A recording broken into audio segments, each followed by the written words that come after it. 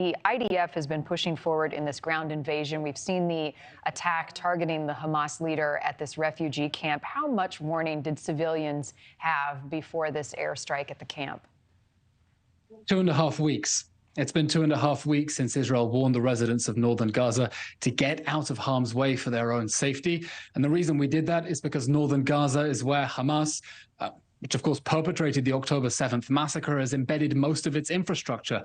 It's where that whole network of tunnels called the Gaza Metro is located, under people's homes, under schools. The Al-Shifa hospital is where Hamas keeps its main command bunker in the basement of the hospital. So we gave civilians 2.5 weeks notice to get out of the way temporarily for their own safety. By the way, most of them have.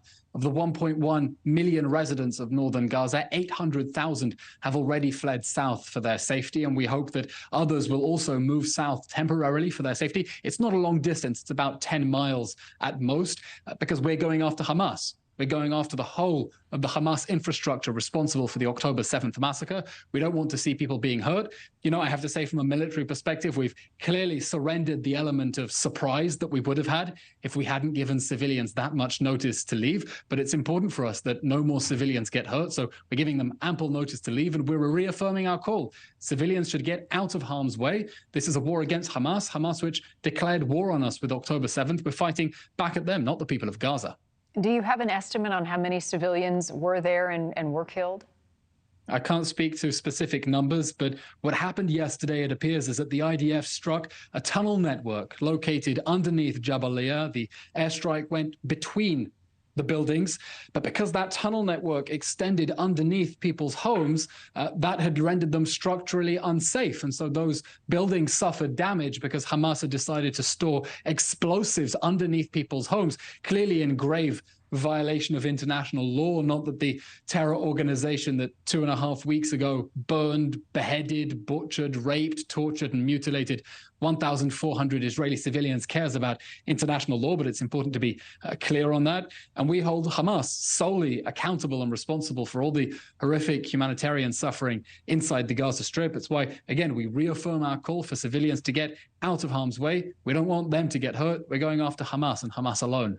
Many of those civilians who have been able to move to the south, some are American dual citizenship, who are in the south, are trying to get through the Rafah crossing. We've seen some people be able to get through. We know Qatar, Egypt, and the U.S. are involved in that. What is Israel's role in helping to allow people to pass through Rafah to the south in Egypt? We want all the foreign nationals in Gaza to be safe. By the way, the Israeli hostages in Gaza are also foreign nationals, the 240 innocent people who were abducted from their homes on October 7th. We want to get them out as well. And cynically, Hamas has been stopping people inside Gaza from getting out. We heard just from the National Security Advisor, Jake Sullivan, a few days ago, talking of, I think it was 600 people with American passports who Hamas was stopping from getting out. And we hope that Hamas will no longer use foreign nationals in Gaza as hostages and will allow them to reach safety. Speaking of the hostages, there have been some reports here in the last couple of hours that Hamas may release more hostages. Is there any truth to that? What are you hearing? We're not going to respond to Hamas's campaign of psychological warfare against the Israeli people. Let's remember, these people were abducted after their families were massacred and slaughtered inside Israel, and Hamas is continuing in its efforts to traumatize everyone in Israel.